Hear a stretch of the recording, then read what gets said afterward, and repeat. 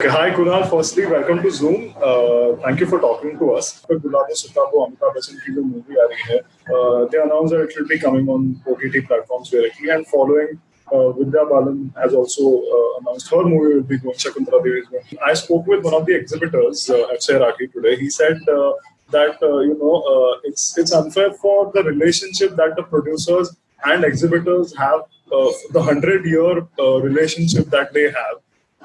Because producers did not even tell them or have a meeting or discuss this before announcing the direct OTT release. This is what he said. What is your whole view इस पूरे situation?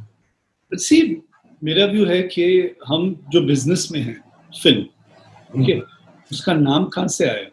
Film होती थी. Correct. Film जब पहले हम film को film पे shoot करते थे. Correct. Okay. फिर टेक्नोलॉजी चेंज हुआ, तो क्या दुनिया भर में प्रोड्यूसर बैठे थे लेबोरेटरी वालों के साथ कि बोला कि देखो भैया, अब हम आपकी लेबोरेटरी यूज नहीं करने वाले, कुछ लोग यूज करेंगे, कुछ लोग नहीं यूज करेंगे, and we will be shifting to digital. ऐसा तो कुछ नहीं हुआ. कुछ लोगों ने, some people shifted immediately to digital. I think, in fact, if I'm not wrong, one of the biggest films to be entirely shot in digital in the beginning, one of the first films was Agnipath with Hrithik. That was one of the big budget films that shifted to digital. And then overnight, it just changed. So this is the world. Change is the only constant. When multiplexes came in, the multiplexes didn't sit down with theaters, with the single screen theaters and say, listen, bhaiya, we are intruding in your business or we are coming into your business. They came in, they set up their businesses and they flourished. This is a normal cycle of life. Plus, the multiplexes are the exhibitors. They're not the distributors. Okay, they are not putting in their money directly into a film like a producer does or a distributor does when he buys the film. Also, these are just a few films that have taken this decision. Many of the big films are still going to come to theaters. Theaters are always going to survive. They have always survived and they will continue to survive because the big magic and the experience of watching the film in a theater is never going to go. But we are in very, very troubled times.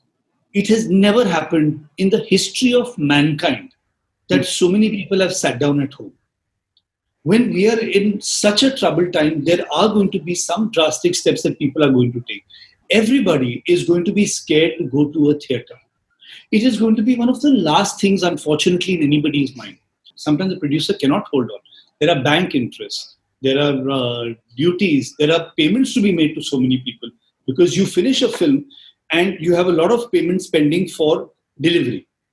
All those payments are stuck for people's for the time till the time the film is not going to release. Now, think of how many workers' money is stuck. How many people, assistant directors, workers, so many people's payments will be stuck till the film doesn't release. Because film ke 15 din pehle the producer gets the final payments. Then he makes all his final payments. So all those people have to also be considered. You can't not consider all the people who worked on the film directly. You cannot not consider the producer who's picked up money from different sources and made the film. So anyway, I think the Guild has very aptly replied to that statement also. When I spoke with Akshay today, he said that if we start giving producers incentive from the food and beverages of the theater, then we should expect them to give us the incentive from the satellite. That's a very childish statement to me. That is a very childish statement from someone who's not thought through what he said. Because you're an exhibitor, you're one part of the distribution chain. You're not the end distribution chain, neither are you an investor. So when you're not an investor, you can't be asking for, and people come to the theater to see the movie, not to eat the popcorn. In fact, if you see the Twitter timeline, everybody is complaining as to how high the popcorn rates are. Yeah. 250 रुपए की ticket होती है, 250 रुपए की ticket होती है, 300 रुपए का पॉपकॉर्न, 100 रुपए की पार्किंग, 150 रुपए का. So from your entire theater going experience, the ticket price is 20%. 20% is the ticket price. Rest 80% you're paying the theatre owners. You're not getting that, and the cost has been multiplied so much. The literally ₹5 ka popcorn, and you're paying ₹150 for it or ₹300 for it. Come on. So it's a very careless statement to make, and I don't even want to react to that statement. There is hardly a debate on this or hardly a discussion on this. The man who's putting the money into the project, it is his decision. Very simple. All the people involved in that chain, they are the ones who are going to decide what stake, where they're going to, how they're going to monetize their film. To keep one part of the distribution and exhibition chain happy, you can't destroy a whole, ecosystem. As a producer, as a filmmaker, I want to ask you this: would any of the producers consider releasing for example, Gulabo Sitabo will be coming on an OTT platform directly, but say there is an audience in perhaps a tier 2, tier 3 cities who do not have access to these OTT platforms. So, do you think producers will consider re-releasing the movies after the lockdown is over in theaters? Do you think it is a possibility? I don't think that is much of a possibility that you can re-release a film in a theater. I mean, but who knows? Anything can happen. Hey, tomorrow the response might be so good that people will say we want to see it in a theater, and it might come in the theaters as well. Who knows? Anything's possible. That's one thing that you have to keep your mind open for, that anything is possible. Coming to tier 2 and tier 3 towns, I think moves like this will help expand the OTT platforms going into tier 2, tier 3 towns. This will increase their viewership base. This will take them deeper into the country. Where people do not have subscription, or they have subscription in just a select few places, they will start subscribing, because once they know in the tier 2 or tier 3 town that Gulabo Sitabo, Shakuntala Devi, and the other 4-5 South films that are releasing, Tamil, Telugu, Kannada films that are releasing, they will say, Acha, how do I see these films? Okay, so I have to access this platform. Okay, let me go and join. They might join for a year, they might join for a month, but they will start joining, so their base will increase. See, even what the platforms are doing, if they're paying top dollar for it, they're not paying just because they have the money. They're paying because they want to increase their reach. Okay, they want to increase their base. They want to increase their audience. So this is the way they'll also be. This is the way they'll be able to increase their base. So by getting top names like Mr. Bachchan, like Ayushmann, that will help increase their audience base. Because, I mean, come on, Ayushmann has been giving hit after hit after hit. Yeah. I don't think his last, all his last films, his last 4-5 films have all touched 100 or close to 100. Close to 100, yeah. Mr. Bachchan's last film was about 75, 80 or something, Badla. That was about 80 something, 80, 85 or something like that.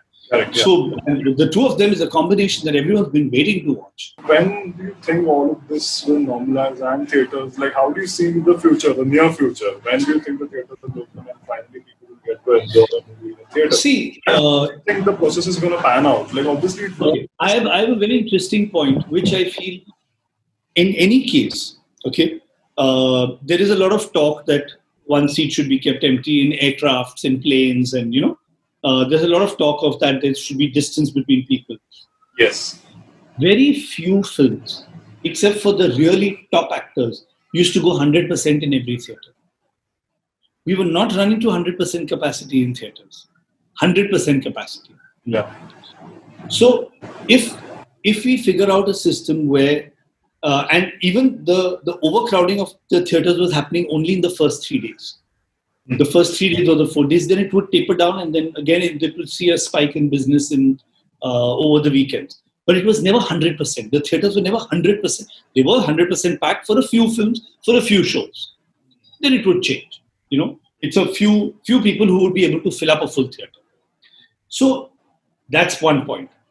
Second point is, you can, if you do have, so your occupancy anyway is never 100% for every show, everything.